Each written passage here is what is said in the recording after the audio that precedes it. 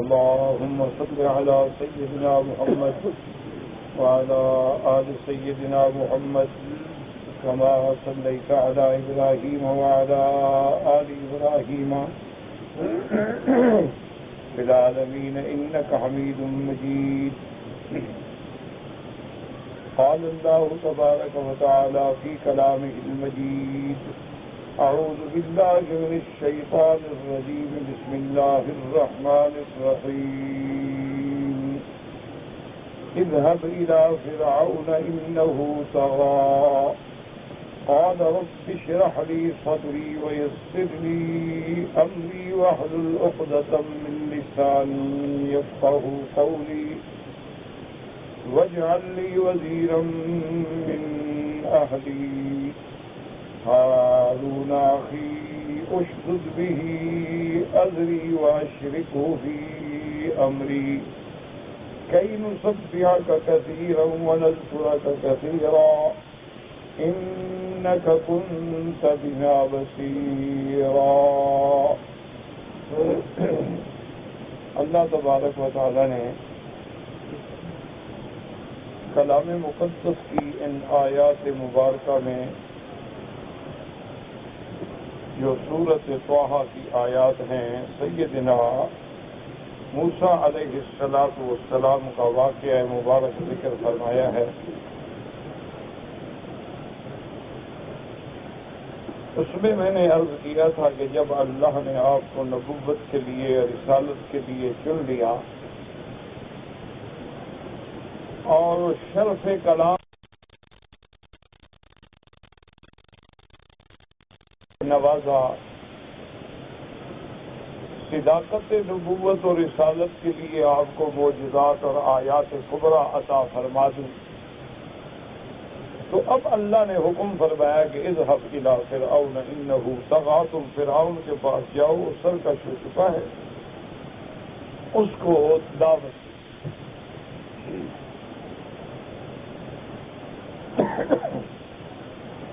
جب اتنا بڑا ثقل نبوت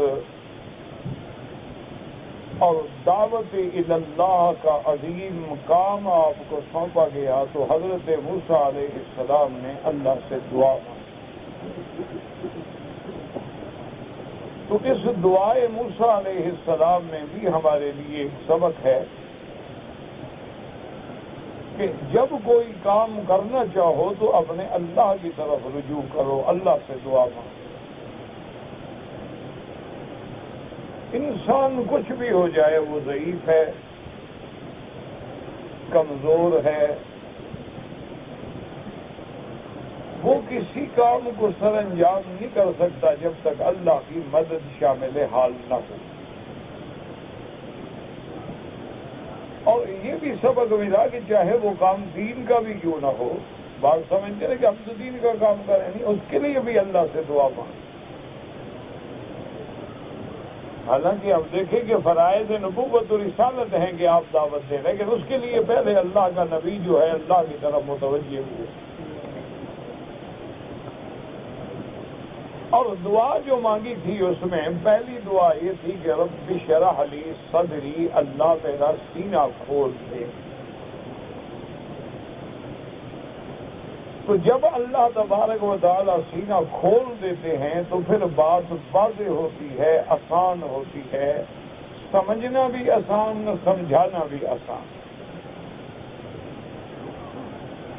دوسری دعا یہ تھی کہ یسر لی امری، اللہ میرے کام میں آسانی پیدا فرما دے. کیونکہ اللہ تبارک و تعالی چاہیں تو بڑی سی بڑی مشکل کو آسان کر دے، اور اللہ تبارک و تعالی اگر چاہیں تو بالکل آسان کو مشکل کر دیں. دو دعاؤں کے بعد پھر تیسری دعا جو ہے وہ سیدنا موسیٰ علیہ السلام نے مانگی کہ وَاحْلُلْ عُقْدَةً مِّن لِّسَانِي، اللہ میری زبان کی گرہ کو کھول دیں. عقدہ کہتے ہیں کسی چیز میں گرہ پڑ جائے، رکاوٹ ہو جائے. دیکھو نا دھاگا چل رہا ہے، اگر گرہ ہو تو رک جائے گا. اس کو کہتے ہیں عقدہ، کہ یا اللہ میری زبان میں جو عقدہ ہے اس کو کھول دیں. کیوں؟ یفقہوا قولی، کہ میری بات کو سمجھا جا سکے، لوگ سمجھ سکیں. اگر بات کو سمجھ نہیں سکیں گے تو پھر اس پہ عمل کیا کریں؟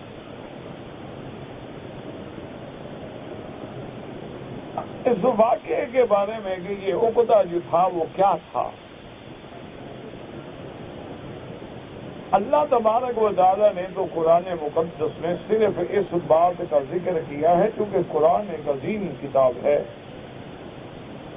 قرآن جو ہے وہ اللہ کا کلام ہے، ایک جامع معنی کامل مکمل دستور حیات ہے.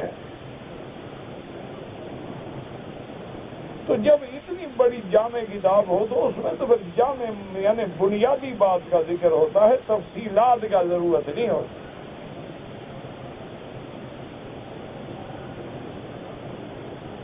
لیکن مفسرین کرام رحمہم اللہ علیہم اجمعین نے واقعہ لکھا ہے کہ موسیٰ علیہ السلام پر کئی دور گزرے ہیں. ایک تو ولادت کے فوراً بعد اللہ کے حکم سے آپ کی والدہ نے آپ کو دودھ پلا کے ایک لکڑی کی صندوق میں بند کر کے دریاؤں کے سپرد کر دیا.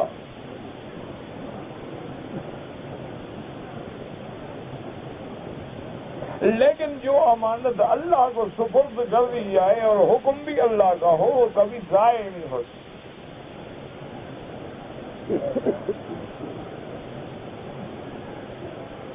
سیدنا موسیٰ علیہ السلام فرعون کے گھر میں آئے، پھر دودھ نہ پینے کا مسئلہ پیش آیا. اسی کو سبب بنا کے اللہ نے موسیٰ علیہ السلام کو ان کی والدہ کے پاس لوٹا دیا.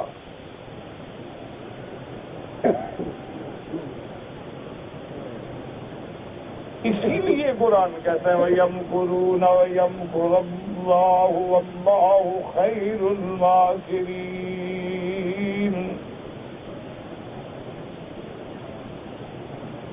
اسی طرح قرآن کہتا ہے يُخَادِعُونَ اللَّهَ وَهُوَ خَادِعُهُمْ.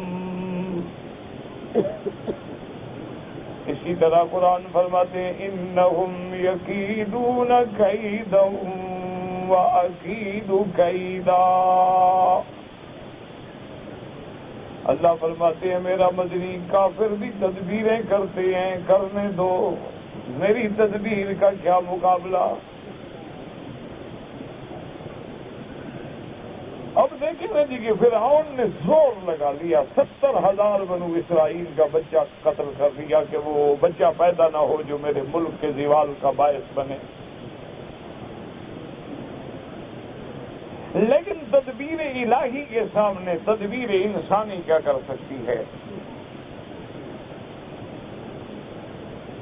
دیکھیں نا اللہ نے کیسا انتظام فرمایا کہ صندوق میں دودھ پینے والے بچے کو بند کر کے اب ماں اپنے ہاتھ سے دریا میں ڈال دے.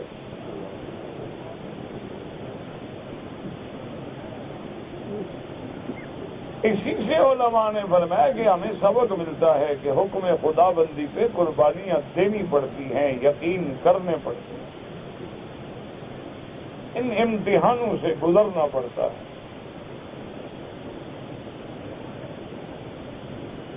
اور پھر سب سے بڑی تدبیر دیکھیں کہ اللہ نے ایک انتظام فرما دیا کہ حضرت موسیٰ علیہ السلام کو حکم دے دیا کہ کسی عورت کا دودھ نہیں پینا.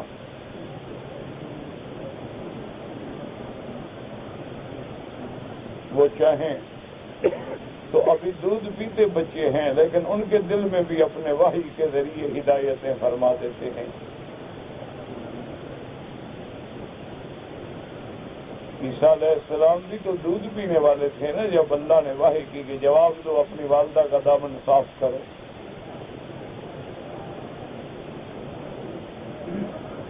موسیٰ علیہ السلام بھی دودھ پینے کی عمر میں اللہ نے ہدایت فرما دی کہ بس دودھ نہیں پینا.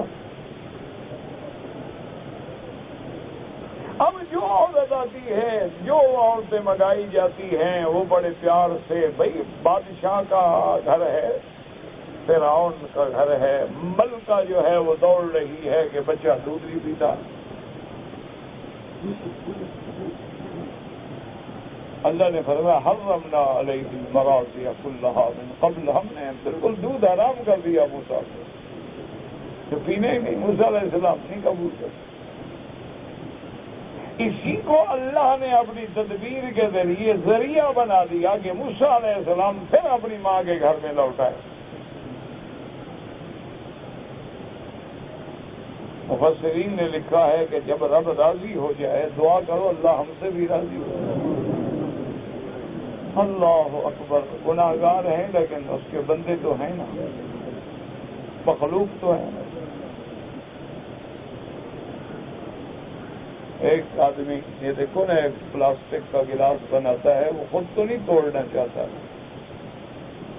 تو اللہ نے ہمیں پیدا جو کیا ہے کوئی جہنم میں ڈالنے کے لیے تو نہیں بنایا ہے۔ مخلوق تو آخر خالق کو پیاری ہے۔ مفسرین نے لکھا ہے کہ دیکھیں اللہ جب راضی ہوتے ہیں اور انعام دینے آتے ہیں، اب موسیٰ علیہ السلام کی والدہ دودھ بھی اپنے بچے کو پلا رہی ہے اور اجرت تنخواہ بھی لے رہی ہے۔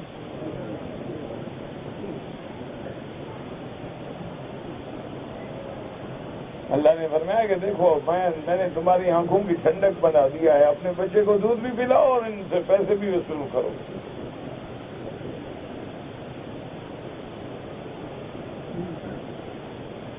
اور جب موسیٰ علیہ السلام دودھ پینے کی مدت سے گزر گئے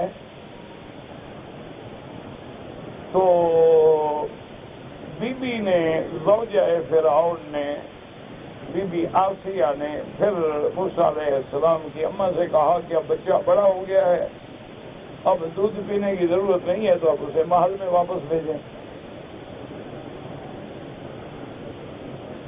موسیٰ علیہ السلام پھر آ گئے۔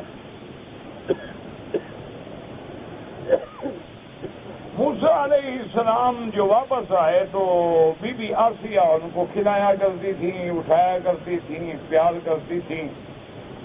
ایک دن فرعون جو آیا تو اس نے بھی محض اس لیے کہ چلو، ورنہ فرعون نہیں چاہتا تھا، نہ فرعون کو موسیٰ علیہ السلام سے کوئی الفت اور محبت تھی، بہرحال اس لحاظ سے کہ چلو بیوی ہے خوش ہو جائے گی، میں بھی بچے سے پیار کروں، تو حضرت موسیٰ علیہ السلام کو فرعون نے لے لیا اپنی گود میں۔ تو مفسرین کرام نے لکھا ہے کہ جب موسیٰ علیہ السلام کو گود میں لیا تو موسیٰ علیہ السلام نے فرعون کی داڑھی کو پکڑ کے تھپڑ مارا۔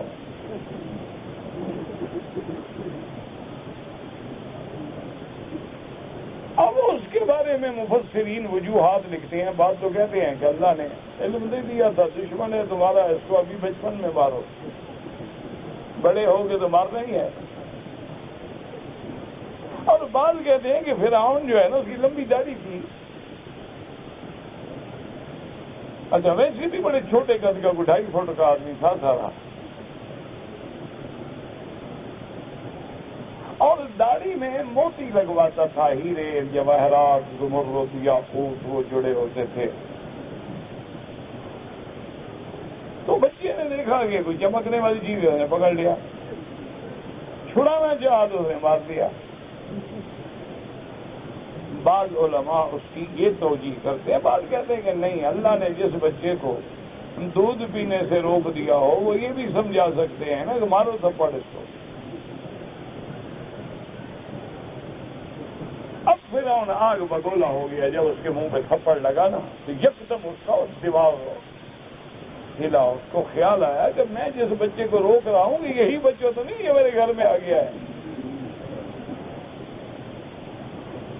تو اس نے کہا آسیہ کو بھی جلد کو بلاؤ، جلدی کرو، اس بچے کو میں زندہ دیکھنا نہیں چاہتا، اس نے میری بے عزتی کی ہے۔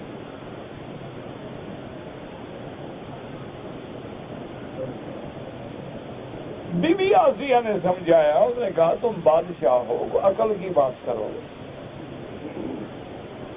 لوگ کیا کہیں گے؟ کہ ایک بچے نے منہ پہ ایسے مارا تھا اور اس نے ذبح کروا دیا، یہ تو تمہارے لیے باعث بدنامی بات ہے۔ جب لوگ یہ سنیں گے تو کہیں گے کیا ہے، آخر بات تو نکلے گی۔ اور یہ دودھ پیتا بچہ، اس کو پتا ہے کہ تم کون ہو اور جان کر اس نے تمہیں تھپڑ مارا ہے، وہ عقل کی بات ہے؟ بولا دودھ پینے والے بچے کو کیا پتا ہوتا ہے؟ یہ کوئی دوستی دشمنی کی عمر ہے؟ یہ تو بچہ ہے، اس کو تو یہ بھی پتا نہیں کہ جمرہ کیا ہوتا ہے اور حجرہ کیا ہوتا ہے، اس کو تو یہ بھی پتا نہیں کہ موتی اور آگ میں کیا فرق ہے۔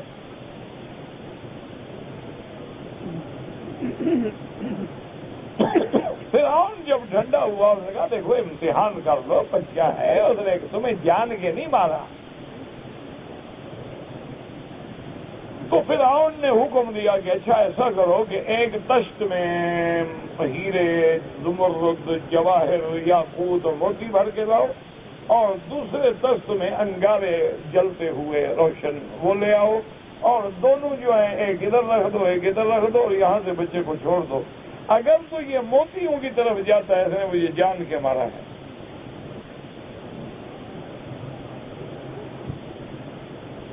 اور اگر یہ آگ کی طرف جاتا ہے تو پھر صاف بات ہے کہ بچہ ہے، اس کو پتہ نہیں۔ تو تشت منگوائے گئے، رکھے گئے،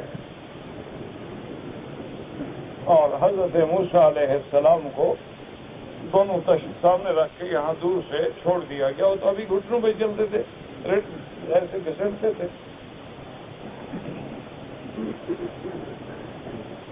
تو مفسرین کرام نے یہ بھی لکھا ہے کہ جب موسیٰ علیہ السلام کو چھوڑا گیا تو سیدھے موتیوں کی طرف جا رہے۔ اللہ کا نبی ہے، آگ کی طرف کیوں جائے؟ اللہ نے حکم دیا جبریل علیہ السلام کو کہ ابھی ہم اس کو راز میں رکھنا چاہتے ہیں، موسیٰ علیہ السلام کی ادھر آگ کی طرف پھیر دو، یہ ادھر جا رہا ہے، راز کھل جائے گا۔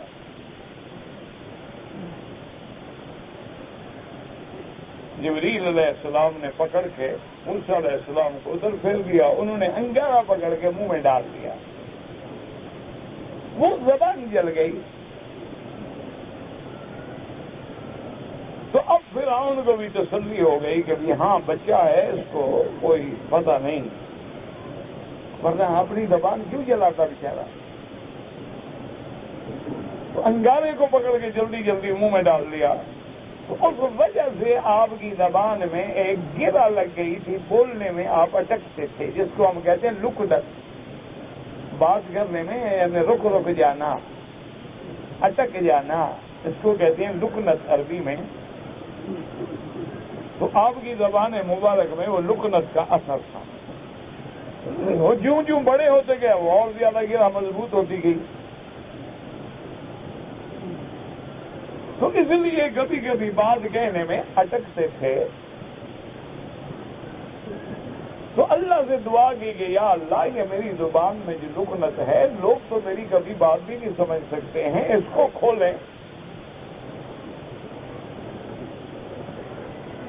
اور اسی سے علماء نے یہ بھی استدلال فرمایا ہے کہ خطابت کے لیے، تقریر کے لیے، تاثیر پیدا ہونے کے لیے یہ بھی ضروری ہوتا ہے کہ آدمی فصیح اللسان ہو، اللہ نے اس کو زبان دی ہو۔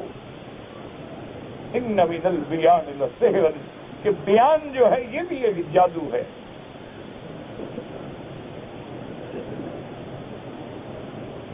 ایک آدمی بہت بڑا بڑا لکھا ہوتا ہے لیکن زبان میں سلاست نہیں ہوتی، فصاحت نہیں ہوتی، بلاغت نہیں ہوتی، بات کو سمجھا نہیں سکتا۔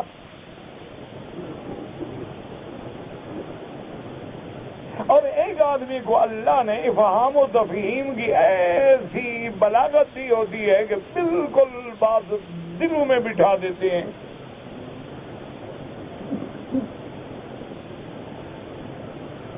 معقول کی کتابیں بڑی مشکل کتابیں ہوتی ہیں، تو بعض مسائل اتنے مشکل ہوتے تھے کہ 6 دن بھی استاد پڑھاتے تو ایک مسئلہ بڑی مشکل سے سمجھ آتا تھا۔ ہمارے استاد تھے حضرت منظور نعمانی رحمۃ اللہ علیہ طاہر والی سے، تو بڑے سے بڑا مشکل ترین مسئلہ اگر ہوتا نا تو ہم استادوں سے کہتے کہ حضرت یہ مسئلہ 6 دن ہو گئے ہم ٹکر مار رہے ہیں. کون سا بھائی پڑا لے آؤ گے آپ کتاب کھولو, کتاب کھولتے پڑھو, 2 منٹ زیادہ سے زیادہ 2 منٹ لگاتے مسئلہ ختم. وہ جو 6 دن میں استاد سمجھا رہا ہے اس نے 2 منٹ میں حل کر دیا. اور ایسے دماغ میں بیٹھ جاتا تھا وہ مسئلہ. اللہ نے ان کو ایسی قوت فہم و تفہیم عطا فرمائی تھی کہ جو بات کرتے تھے گویا میں نے سمجھا یہ بھی میرے دل میں ہے. تو یہ بھی بڑی ضرورت ہوتی ہے کہ دعوت دینے کے لیے طلاقت لسان, فصاحت لسان, بلاغت کلام اور آواز کی تزئین. اللہ تبارک و تعالیٰ کی یہ نعمتیں ہیں جو دوسروں کے دل میں پھر اتر جاتی.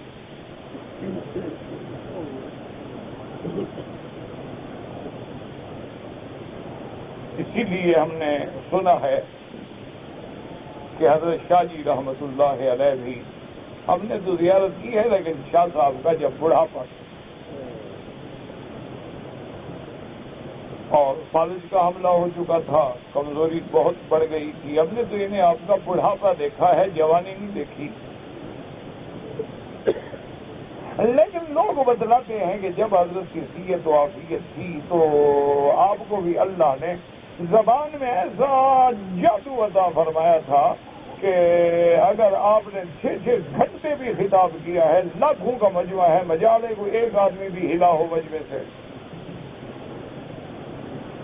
یہ اللہ کی عنایات ہوتی ہیں, اللہ جس پہ کر دے.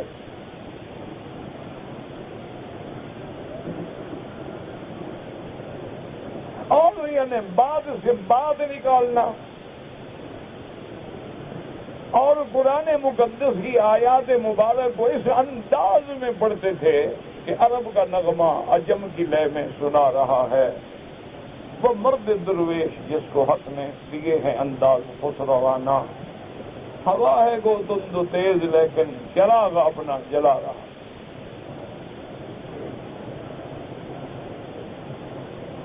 ایسے ایسے واقعات بھی ہوئے کہ کبھی جیل میں آپ نے قرآن پڑھا, انگریزوں کا دور تھا, تو وہاں کے جو کافر ہوتے تھے نا, حملے کے لوگ ہوتے تھے, سپرنٹینڈنٹ ڈر جاتا تھا کہ کہیں اگر 2 دن شاہ جی کا انہیں قرآن سے سارے مسلمان ہو جائیں. دیکھو نا آخر کوئی بات تو تھی نا کہ حضرت معین الدین رحمت اللہ علیہ نے جب ہند میں پہنچے ہیں, آپ کو جاننے والا کوئی نہیں تھا, لیکن چند دنوں میں 90,000 ہندو نے کلمہ پڑھ لیا. ہم تو کافر بنانے کے لیے پیدا ہوئے ہیں نا, یہ کافر, دیوبندی کافر, تبلیغی کافر, سارے کافر, صرف اکیلے مسلمان. جن لوگوں نے کروڑوں لوگوں کی زندگیاں بدل ڈالی ہیں وہ کافر ہیں. جن لوگوں نے اپنے ادارے اور دوائر اور مدارس کے ذریعے ایک نہیں لاکھوں نہیں کروڑوں لوگوں کے سینے میں قال رسول اللہ اتار دیا ہے وہ بھی کافر.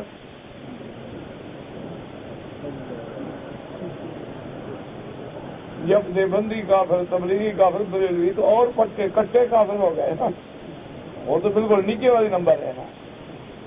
تو باقی مسلمان کتنے % بچے؟ دیکھو نا آپ اپنے محلوں میں نظر ڈالیں کہ محلے میں کتنے لوگ ہیں, کتنی جماعتوں سے واپس ہے. یہ تو سارے کافر ہو گئے, باقی مسلمان کتنے بچے؟ کفر اکٹھا ہو کے کہتا ہے کہ یہ سارے مسلمان ہیں میرے دشمن ہیں, وہ ہمیں مسلمان بنا رہے, مسلمان کافر بنا رہے.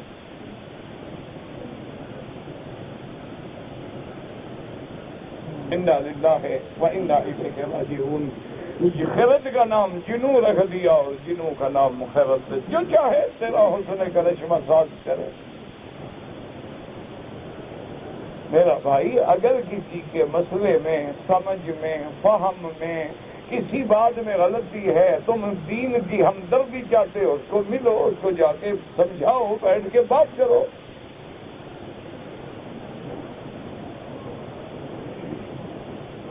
اللہ تبارک و تعالیٰ سے دعا کیا کرو کہ اللہ ہم مسلمانوں کے حال پہ رحم فرمائے. دشمن اپنے منصوبے میں کامیاب ہو گیا، ہم ہار گئے.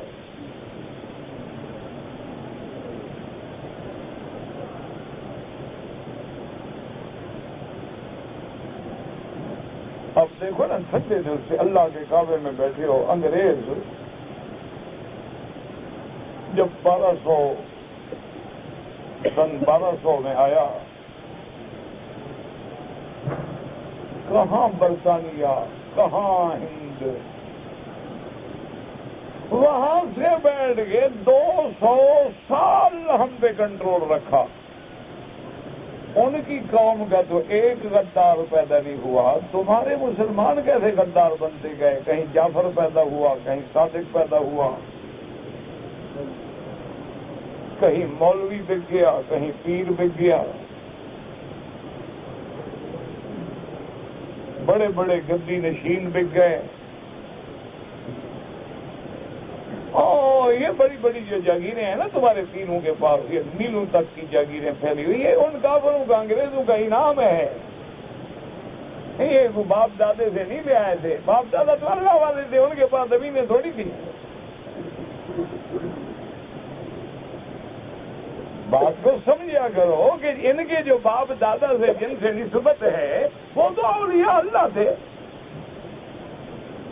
وہ تو اللہ کے ولی تھے. ان کو کیا ضرورت پڑی تھی جاگیروں کی اور بڑے بڑے گھروں کی؟ اور وہ تو اللہ والے لوگ تھے، مسجدوں میں بیٹھتے تھے،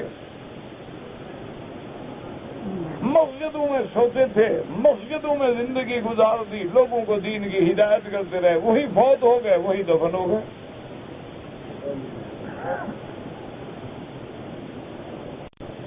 ان کی بات یہ میلوں تک کی لمبی لمبی جاگیریں اور بڑے بڑے ٹھاٹ باٹ نوکر چاکر، اور ان کے بچے بھی انگریزوں کے اسکولوں کے پڑھے ہوئے، ہارورڈ اور آکسفورڈ کی ڈگریاں لینے والے. یہ کہاں سے؟ ان کے باپ دادا تو اولیاء اللہ تھے. ان کا کیا تعلق تھا ہارورڈ آکسفورڈ سے؟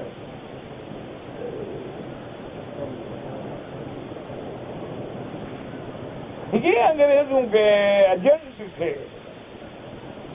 ان کے لیے انہوں نے کام کیا، انہوں نے بھی نواز دیا کہ بھئی تم نے ہمارا کام کیا، ہم نے تمہارا کام کر دیا.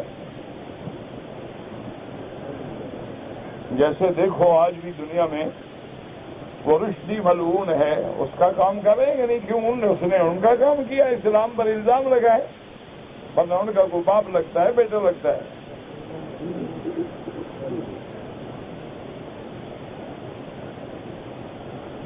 تو اس لیے ہمیشہ یاد رکھیں کہ زبان کی سلاست جو ہے، بلاغت جو ہے، فصاحت جو ہے، اس کا بھی ایک اپنا نرالا اثر ہے.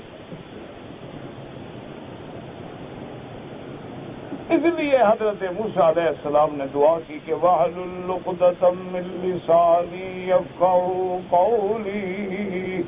میرا اللہ میری زبان کی اس گرہ کو کھول دیں، لوگ میری بات کو سمجھ سکیں. اب علماء نے لکھا ہے کہ لکنت آخر وقت تک باقی رہی، کیونکہ موسیٰ علیہ السلام نے اتنی دعا مانگی تھی کہ اللہ میری زبان کھول دیں، لوگ میری بات سمجھ سکیں. یعنی مکمل کھولنے کی دعا نہیں مانگی، اس لیے آخر وقت تک لکنت کا اثر باقی رہا. اتنا کہا نا بس لوگ سمجھ سکیں، تو آپ کی بات میں لوگ سمجھ تو لیتے تھے. اسی لیے فرعون کہتا ہے کہ میں اس کو کیسے مان لوں؟ وَلَا يَكَادُ يَبِينُ، جو کھل کے بات بھی نہیں کہہ سکتا. معلوم ہوا کہ وہ اثر باقی تھا.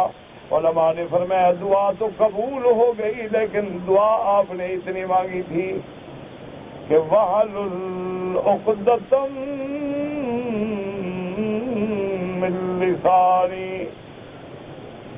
وَاحْلُلْ عُقْدَةً مِّن لِّسَانِي يَفْقَهُوا قَوْلِي.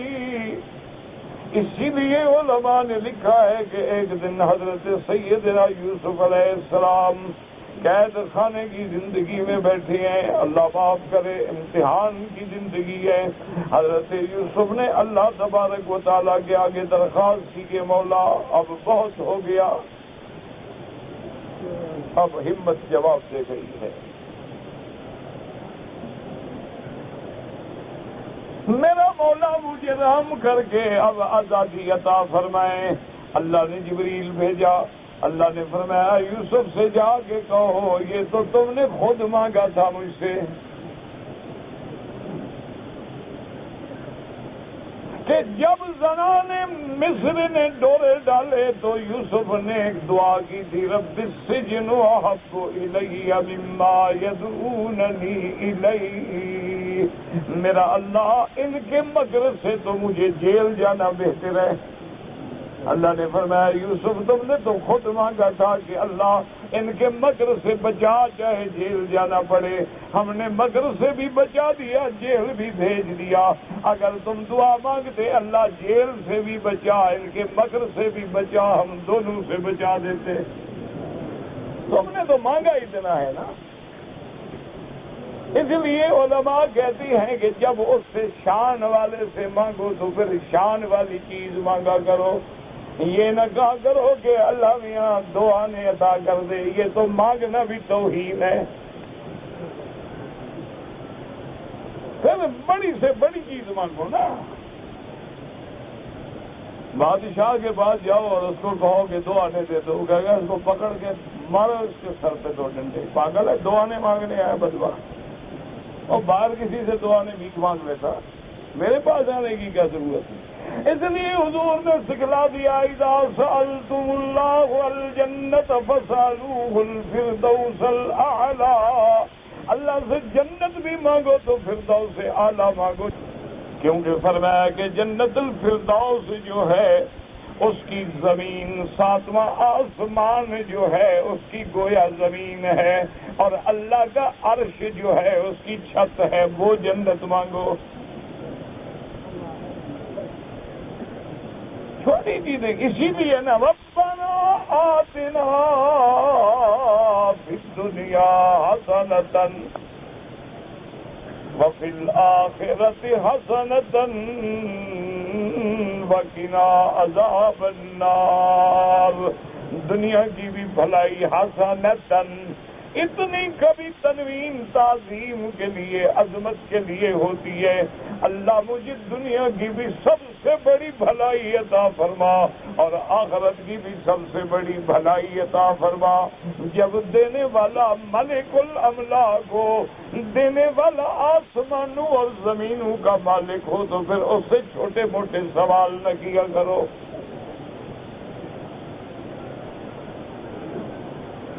اس لیے علماء فرماتے ہیں کہ حضرت موسیٰ علیہ السلام نے خود دعا اتنی مانگی تھی نا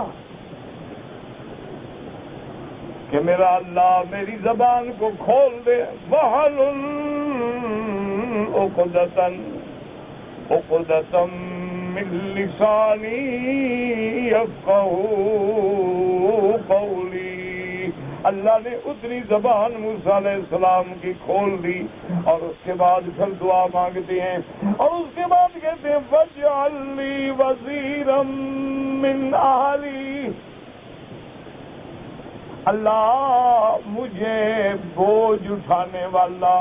وزیر مانا بوجھ اٹھانے والا. تمہارے وزیر نا یہ تو خود بوجھ ہے انشاءاللہ.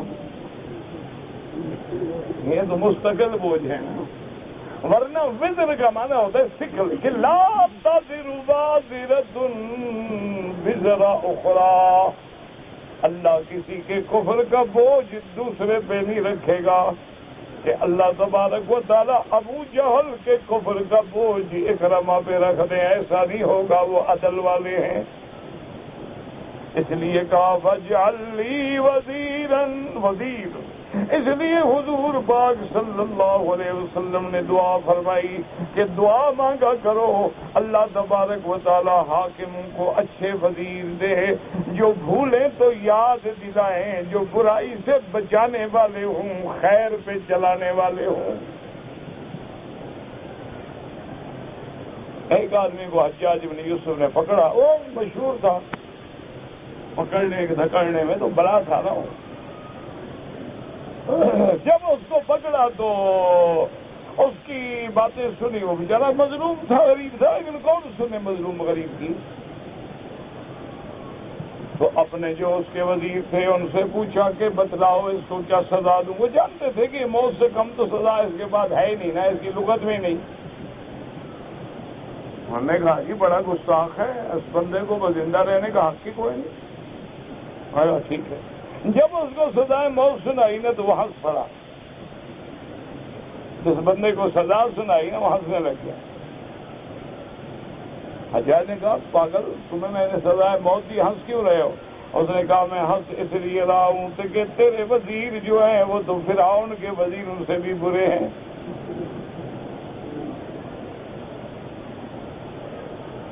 کہا وہ کیسے؟ انہوں نے کہا کہ جب فرعون نے پوچھا تھا اپنے وزیروں سے کہ موسیٰ کے بارے میں کیا فیصلہ کرو، نے کہا ارجع، مہلت دو، مقابلہ کرو، جادوگروں کو بلاؤ، مناظرہ کرو. لیکن انہوں نے کہا نہیں، اڑا دو.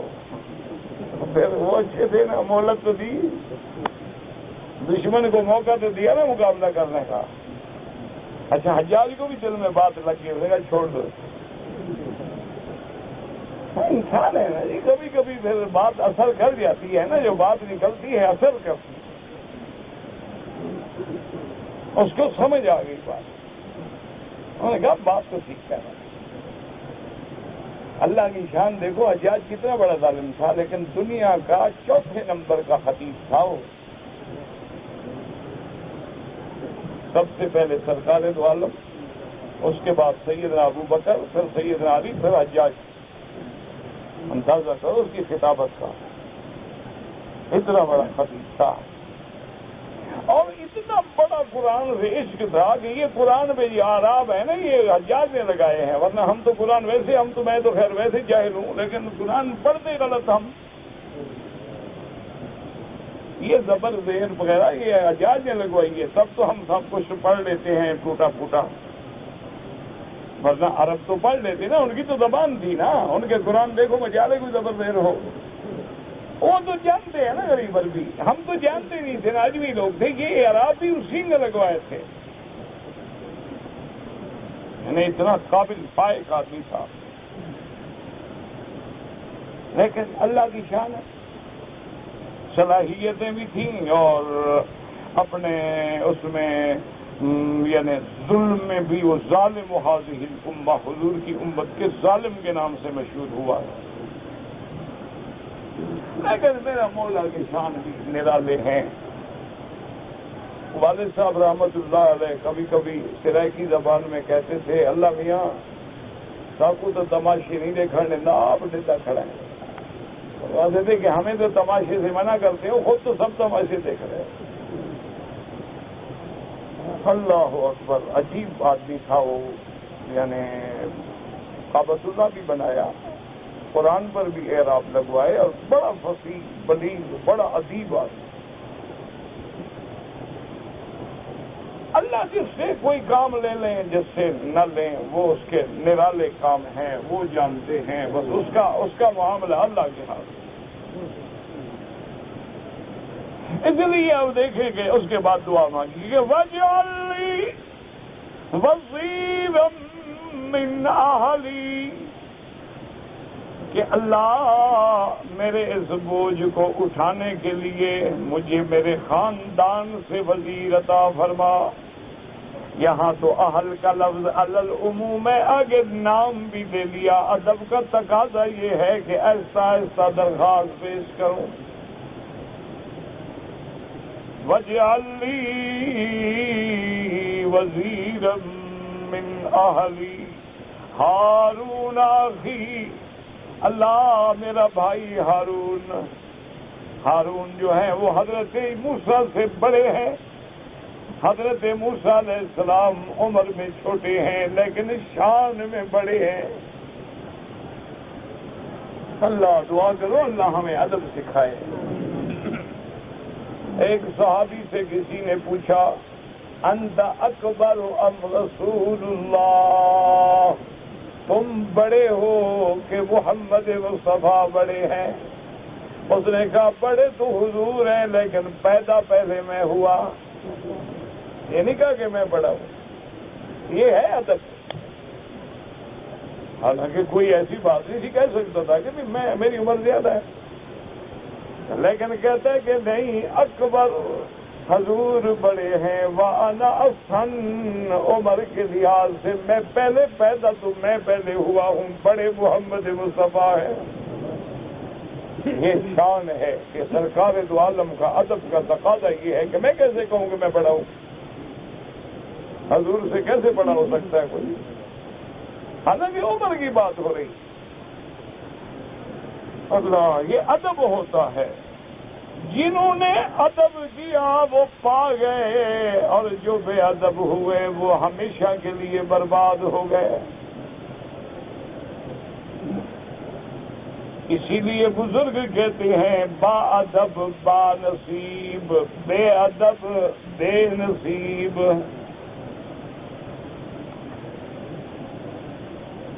اس لیے دعا مانگتے ہیں کہ اللہ مجھے وزیر دے دے۔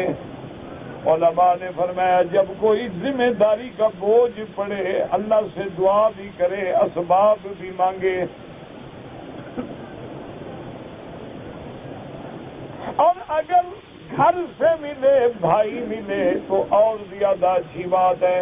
اس لیے کہتے ہارون اخی اشدد بہ اذری، اللہ اس کو وزیر بنا کے میرے کندھے کو مضبوط کر دے، بازو مضبوط کر دے۔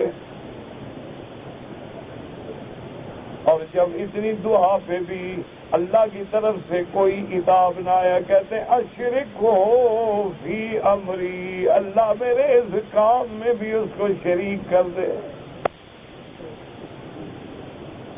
اللہ اکبر، میرا اللہ آپ تو صرف وزیر نہ بنائیں، ذرا نبوت والے مسئلے میں بھی شریک کر دیں۔ وَأَشْرِكْهُ فِي أَمْرِي كَيْ نُسَبِّحَكَ كَثِيرًا وَنَذْكُرَكَ كَثِيرًا، تاکہ ہم تیری پاکی زیادہ بول سکیں، تیرا ذکر زیادہ کر سکیں۔ اس لیے علماء نے لکھا کہ ذکر تو علیحدہ بھی ہو سکتا ہے، اکیلے بھی ہو سکتا ہے، لیکن جب ذکر والی جماعت مل جائے تو پھر برکتیں نرالی ہو جاتی ہیں۔ اس لیے پیغمبر کہتے ہیں مولا عشق میں آپ کا ہر وقت ذکر کروں گا، ہر وقت تسبیح کروں گا، لیکن اگر ہم دو ہو جائیں گے تو پھر تیرے ذکر کی لذت بھی اور ہوگی۔ اس لیے اللہ نے حضرت داؤد علیہ السلام کے بارے میں قرآن کہتا ہے یسخرنا معہ، اللہ نے پہاڑوں کو مسخر کر دیا، یسبحنا معہ، کہ جب میرا پیغمبر تسبیح کہے تو میرے نبی کے ساتھ مل کے تسبیح کہو۔ یاد رکھو ویسے تو ہر چیز تسبیح کہتی ہے، لیکن یہ داؤد کا معجزہ تھا کہ جو آپ بولتے وہ پتھر بھی بولتے، ورنہ تو ہر چیز تسبیح تو ہر شے کہہ رہی ہے، من شیء الا یسبح بحمدہ۔ اس لیے قرآن کہتا ہے کہ موسیٰ علیہ السلام نے اللہ سے دعا مانگی کہ وَأَشْرِكْهُ فِي أَمْرِي كَيْ نُسَبِّحَكَ كَثِيرًا وَنَذْكُرَكَ كَثِيرًا۔ پہلے یہاں تسبیح کا ذکر ہے، بعد میں ذکر کا ذکر ہے۔ علماء نے فرمایا اس سے مسئلہ سمجھو، جو اللہ کی تسبیح بیان نہیں کرتے کیا مانا؟ اللہ تبارک و تعالیٰ کو شریکوں سے پاک نہیں مانتا، اللہ تبارک و تعالیٰ کو صفات نقصان سے پاک نہیں مانتا، اس کے ذکر کرنے کا کیا فائدہ؟ ذکر تب ہوگا کیا پہلے تسبیح آئے گی، سبحانک اللہم و بحمدک و تبارک اسمک و تعالی جدک ولا الہ غیرک، اس کے بعد اعوذ باللہ، بسم اللہ، پھر الحمدللہ۔ پہلی چیز کیا ہے؟ ربک، اپنے رب کی تنزیہ بیان کرو، اما لا یلیق بشانہ فی ذاتہ و صفاتہ و افعالہ وأحکامہ، اللہ کا مثل کوئی نہیں، شریک کوئی نہیں، اللہ اولاد سے پاک۔ پہلے تسبیح، اگر تم اللہ کے شریک بنا رہے ہو تو پھر ذکر کرنے کا کیا فائدہ؟ اگر قبروں پہ سجدے کر رہے ہو تو پھر نماز پڑھنے کا کیا فائدہ؟ اگر قبروں کے طواف کرتے ہو تو پھر کعبے کے طواف کا کیا فائدہ؟ اگر قبروں پہ نظریں چڑھاتے ہو تو پھر مینا میں قربانی کا کیا فائدہ؟ یہ تو فائدہ تب ہوگا جب کہو گے ان صلاتی و نسکی و محیایا و مماتی باللہ رب العالمین۔ اللہ میری بدنی عبادتیں، اللہ میری مالی عبادتیں، اللہ میری قربانی، میری زندگی، میری موت صرف تیرے لیے ہے۔ لا شریک لہ وبذالک امرت، تیرا کوئی شریک نہیں، نہ تیری ذات میں کوئی شریک، نہ تیری صفات میں کوئی شریک ہے۔ پہلے تسبیح کرو پھر ذکر کرو تو قبول ہوگا۔ اس لیے حضرت موسیٰ نے عرض کیا کہ نسبحک کثیرا ونذکرک کثیرا۔ اللہ آپ کو بھی اور مجھے بھی اپنے ذکر کی توفیق عطا فرمائے۔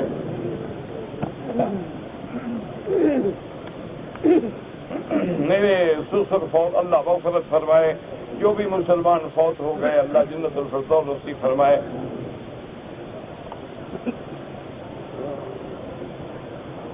کہ کاروبار میں شرکت کے لیے قیمت فروخت مقرر کرنے کوئی ضروری نہیں۔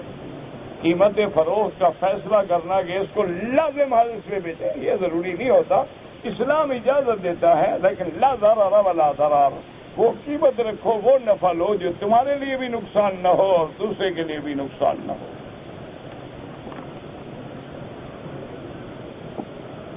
کہتے جی کہ میں اگر کسی نے منت مانی کہ میرا کام ہو گیا تو میں روزے رکھوں گا یا طواف کروں گا، بالکل پورا کرے۔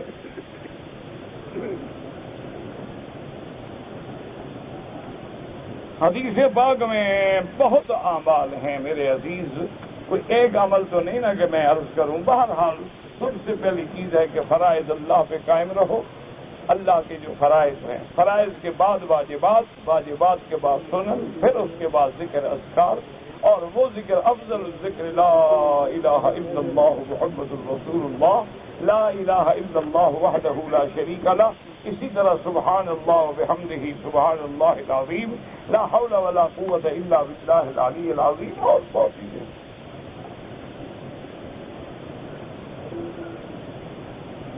امطار الناس مطرن، یہ تو آپ نے لکھا ہی غلط ہے، ترجمہ میں کیسے کروں؟ عودت العرب مرجن و نہارن، عجیب بات لفظ۔ مقصد یہ ہے کہ عرب میں اللہ فراوانی دیں گے، نہریں، پانی پیدا ہو، زیادہ ہوگا، علامات قیامت میں ہے۔ اللہ عالم، آپ نے عبارت ٹھیک نہیں لکھی۔ اگر کوئی آدمی 3-4 طواف مسلسل کرے، افضل یہ ہے کہ 7 چکر ختم کر کے 2 رکعت پڑھو، لیکن اگر تم 7 چکر ختم کر کے پھر حجر اسود سے دوبارہ طواف شروع کرو، 2-3 طواف کر کے بعد میں 2 رکعت پڑھ لو، جائز ہے۔ مدینہ منورہ میں جانے کے بعد آداب یہ ہوتے ہیں کہ آپ مدینہ منورہ جائیں، اپنی جگہ پہ پہنچیں، غسل کریں، پاک کپڑے پہنیں، خوشبو لگائیں، مسجد نبوی میں حاضر ہوں، پہلے 2 رکعت تحیۃ المسجد پڑھیں، پھر درود شریف پڑھتے پڑھتے پڑھتے حضور کی مواجہہ میں آئیں، ادب سے صلاۃ و سلام پڑھیں، اللہ سے دعا مانگیں، اور جتنے دن مدینہ منورہ میں رہیں درود کی کثرت کریں۔ کہتے ہیں جی کہ بعض نمازوں میں جیسے مکبر ہوتا ہے، امام بھی تکبیر کہتا ہے، مکبر بھی پیچھے اللہ اکبر کہتا ہے، تو ہم امام کی اقتداء کریں گے یا مکبر سے ہمارا کیا کام ہے؟ ہم امام کی اقتداء کریں گے۔ مکبر تو اس لیے ہوتا ہے کہ جن کو آواز نہیں پہنچی ان کو بھی پہنچ جائے۔ اگر کوئی آدمی عمرے پہ آیا، اس نے طواف بھی کر لیا، صفا مروہ بھی دوڑ لی، اب اپنے بال خود اگر پھیر دے اس طرح بالکل جائز ہے۔ حرم میں جو نماز ہوتی ہے جنازے کی، عورتیں پڑھ سکتی ہیں، فرض نماز پڑھ سکتی ہیں، جنازہ پڑھنے میں کیا تکلیف ہے؟ مسئلہ یہ ہے کہ جنازے کے لیے عورت گھر سے نہ آئے، لیکن اگر موجود ہے تو پڑھے.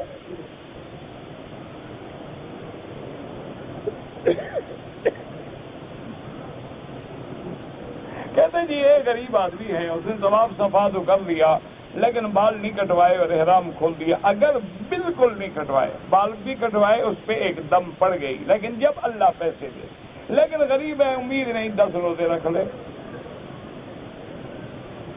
اذان اور جماعت کے درمیان میں جو وقت ہوتا ہے اس میں رکعت 2 رکعت طواف کے پڑھ سکتے ہیں. جو آدمی مر گیا ہم طواف کر کے اس کو ثواب پہنچائیں، بالکل اللہ ثواب دیں گے. خانہ کعبہ میں عورتیں نماز پڑھیں گی، بالکل پڑھیں بابا. عورت مر گیا تو اس کا جنازہ ہم نہیں پڑھتے ہیں.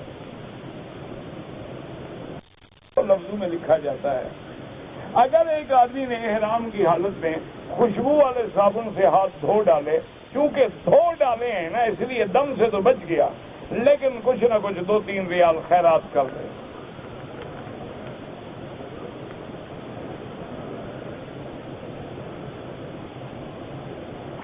آپ کے سے زیادہ فائدہ اٹھانے کے لیے آپ کچھ وقت اور زیادہ کریں. میرا بھائی میں کیسے وقت آخر زیادہ کروں؟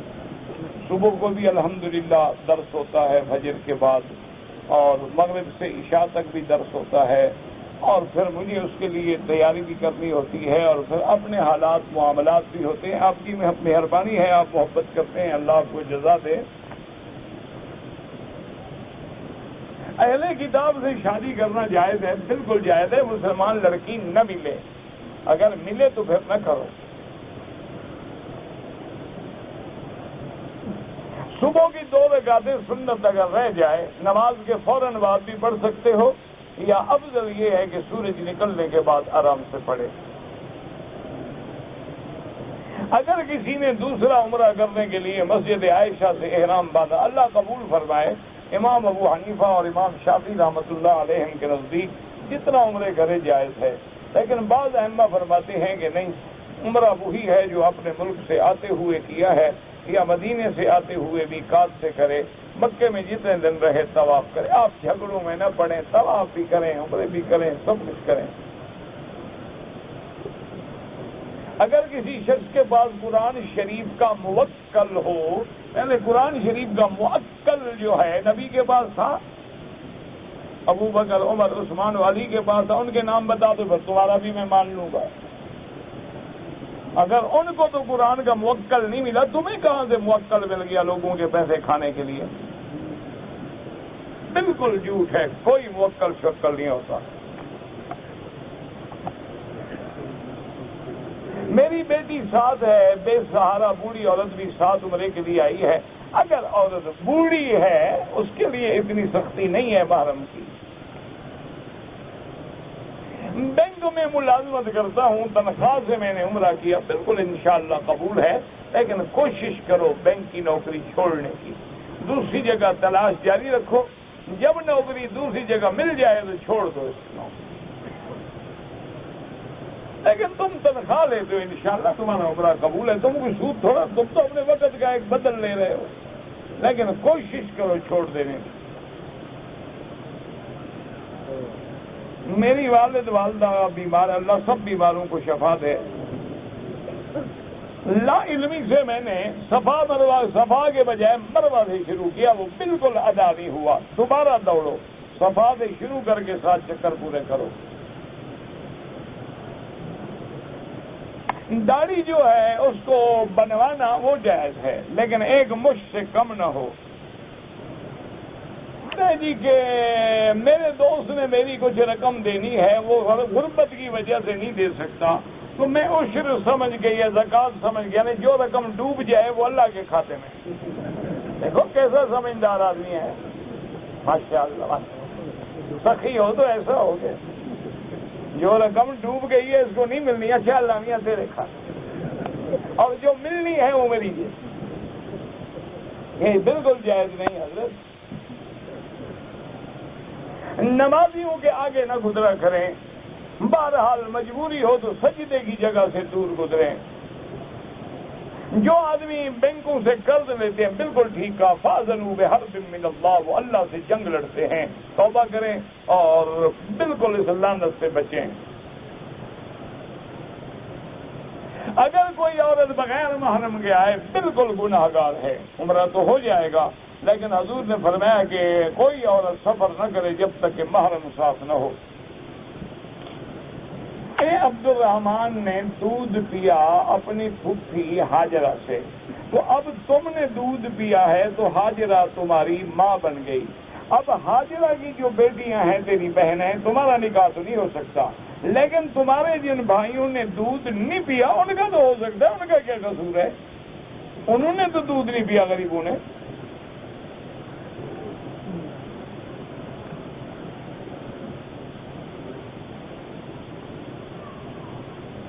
اگر امام نے 3 رکعتوں پہ سلام پھیر دیا پھر کھڑے ہو کے رکعت پوری کر دی، اگر وقفہ زیادہ نہیں ہوا، فوراً کسی نے سبحان اللہ کہا اور کھڑے ہو گئے تو ٹھیک ہے، ایک رکعت پوری کر دی، نماز صحیح ہو گئی۔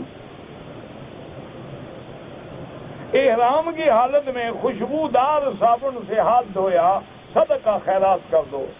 اونٹ کا گوشت کھانے سے وضو ٹوٹ جاتا ہے، امام احمد بن حنبل رحمۃ اللہ علیہ فرماتے ہیں کہ دوبارہ وضو کرے۔ امام ابو حنیفہ فرماتے ہیں کہ وضو لغوی مراد ہے، اصطلاحی نہیں۔ کیا معنی ہے؟ یعنی ہاتھ دھو لے، کلی کر لے۔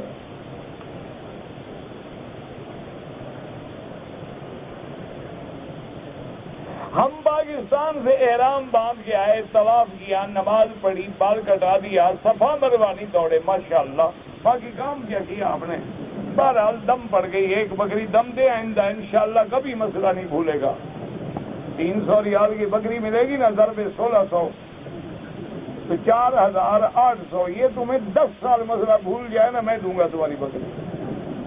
اللہ نے دم جو رکھی ہے کوئی وجہ ہے نا، حاجی عمرے والے کو دم دینی پڑے نا، ان کی تو دم نکل جاتی ہے۔ کسی نے 3000 ریال دے کر 10 تولے سونا کا دیا، جب وقت آ گیا 10 تولے سونے کے بدلے میں 10 تولہ سونا نہیں، سونا لیا، سونا دو۔ 4-5 مہینے سے ایمان و کفر کے فتنے میں پڑا ہوا ہوں، دل میں وسوسے آتے ہیں۔ اچھی بات ہے، بری بات تو نہیں ہے۔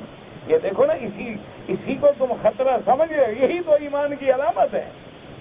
یہ تو اچھی بات ہے، کوئی بری بات نہیں ہے۔ اعوذ باللہ پڑھو، لا حول پڑھو، ورنہ اچھی بات ہے، کوئی ڈرنے کی بات ہے ہی نہیں۔ مجذوب ولی اللہ، مجذوب کا معنی وہ نہیں ہوتا جو تم سمجھتے ہو کہ کپڑے اتار کے بازار میں بیٹھ جائے، وہ مجذوب کا معنی ہوتا ہے کہ لوگوں سے اللہ کی طرف کھنچ گیا، یعنی اللہ کے ذکر نے اس کو کھینچ لیا ہے، اب اس کو لوگوں سے تعلق نہیں رہا۔ یہ معنی تھوڑا ہوتا ہے جو پاگل ہو جائے وہ ولی ہو جاتا ہے۔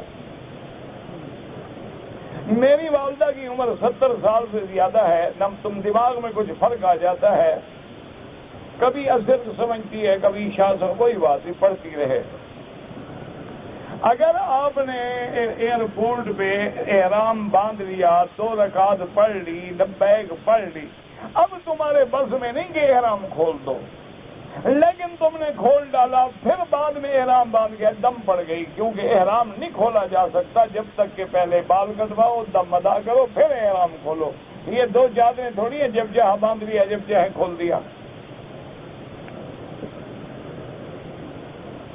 سائل کو حج کے دنوں میں مینا سے کچھ رقم ملی، رقم کا مالک نہیں مل سکا، 9 مہینے کے بعد تو مسئلہ پوچھ رہے ہو۔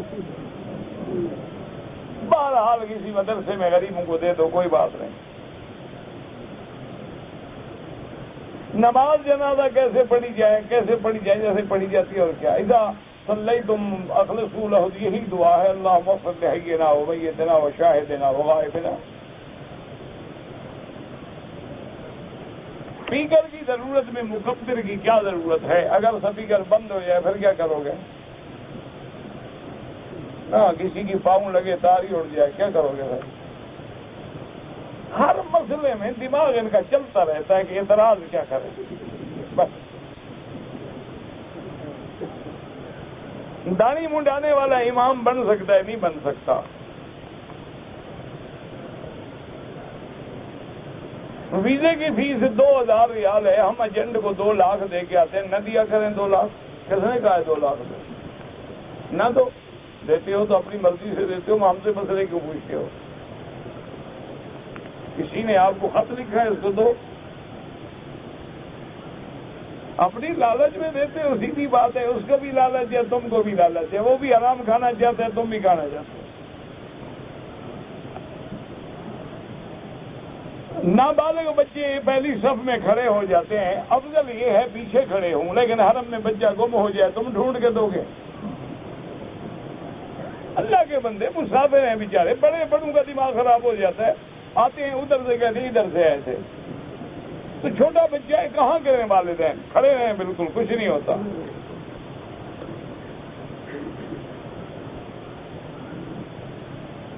7 چکر 8 تکبیر ہو گیا، کوئی بات نہیں، اللہ اکبر اللہ اکبر، ختم کرو پھر بھی اللہ اکبر۔